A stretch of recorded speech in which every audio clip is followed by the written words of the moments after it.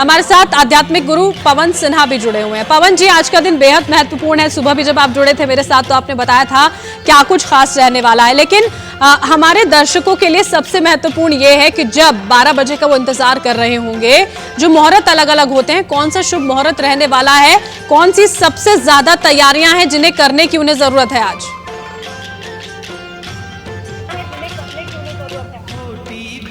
देखिए, सबसे पहले अपनी कुछ पूजा सामग्रियां हैं वो अभी से ही तैयार कर लीजिए। और सबसे पहले आप लोग एक चौकी या एक पालना तैयार कर लीजिए, उसमें पुष्प रखिए, उसे खूब अच्छे से सजाइए।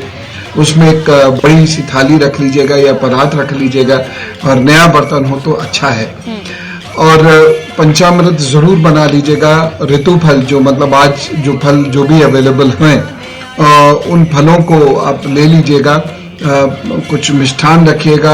कई जगह 56 भोग रखे जाते हैं, तो 56 भोग रख लीजिएगा अगर संभव हो सके तो। और अन्यथा पंजीरी बना लीजिएगा। कसार भी उसको कई जगह बोलते हैं, तो कसार बना लीजिएगा।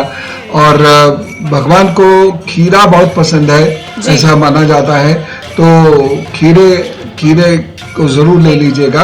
और इस प्रकार से फिर भजन गाते हुए उनकी पूजा प्रारंभ कीजिए। जो तमाम आपने विधि यहाँ पर बताई थी, उससे जुड़े कुछ सवाल भी हमारे दर्शकों के यहाँ पर रहे हैं कि तुलसी का जब जिक्र होता है तो उसके बिना आखिर कैसे पूजा अधूरी रह जाती है श्री कृष्ण की? उसके बिना आखिर कैसे पूजा अधूरी रह जाती है श्री कृष्ण की? तुलसी असल में धरती पर अवतरित होने के बाद तुलसी मनुष्य के जीवन में क्रांतिकारी परिवर्तन करती है। तुलसी मनुष्य के हजारों रोगों को ठीक करती है, वातावरण को शुद्ध करती है। और आप देखिएगा कि पूजा में जो कुछ भी अर्पित किया जाता है, ये वह सामग्री होती है जो परम औषधियां हैं। इसलिए भगवान विष्णु, जिनका क्षेत्र है सृष्टि को संभाल के रखना, सृष्टि का पालन पोषण करना, तो उनको इसीलिए तुलसी भेंट की जाती है, क्योंकि तुलसी मनुष्य के जीवन में एक तरीके से भगवान विष्णु के आशीर्वाद की तरह से उनके रोगों को हरती है, उनके सेल्स को मजबूत करती है, उनकी आयु को बढ़ाती है।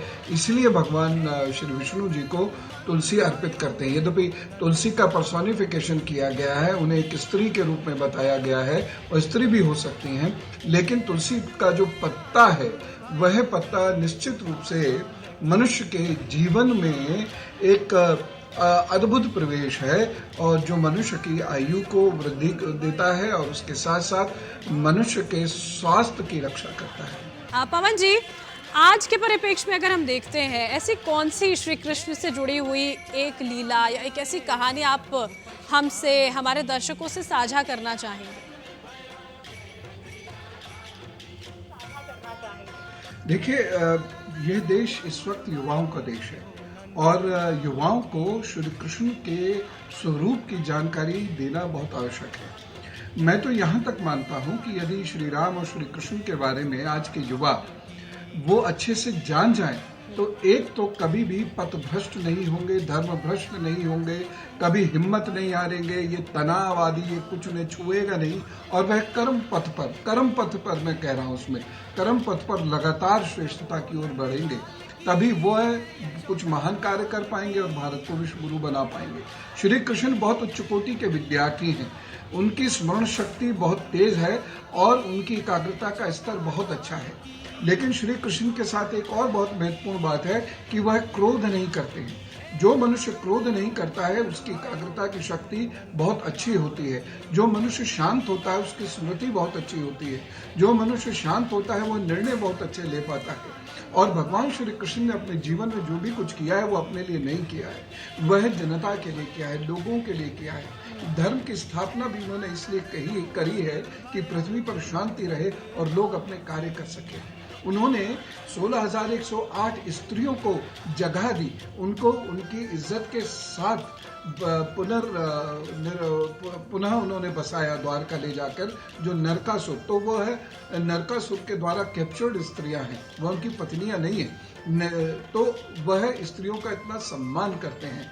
तो एक ऐसा व्यक्तित्व जो बहुत अच्छा शिष्य है, एक ऐसा व्यक्तित्व जो बहुत अच्छा विद्यार्थी है, एक ऐसा व्यक्तित्व जो राज्य का भूखा नहीं है, जिसने राज्य को, लोगों को लौटाया है, स्वयं कभी वो सम्राट नहीं बने हैं, स्वयं सम्राट के अंडर काम किया है। और एक चीज मैं जरूर बताना चाहता हूं जो आज की गवर्नेंस के मद्देनजर बहुत इंपॉर्टेंट है कि भगवान श्री कृष्ण ने संघ का पुनर्निर्माण किया। भारत में फेडरलिज्म कोई आधुनिक कॉन्सेप्ट नहीं है, ये श्री कृष्ण के समय है।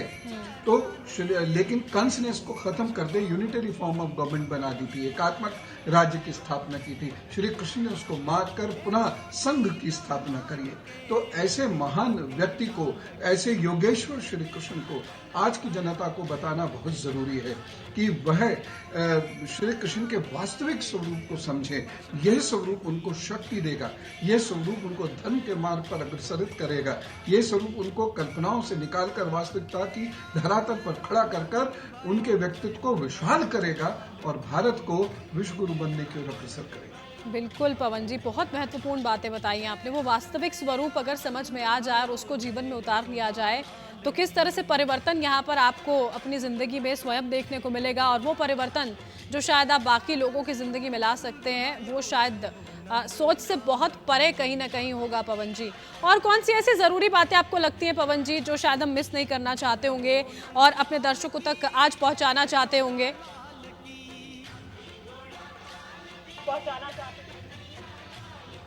प्रभु श्री कृष्ण ने हमेशा दीन दुखियों की बहुत मदद की है।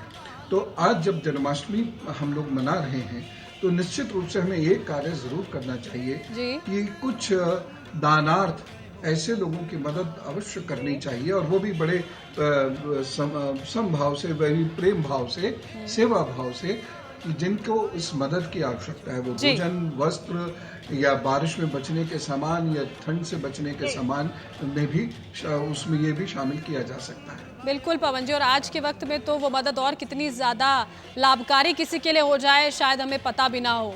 बहुत बहुत शुक्रिया पवन जी।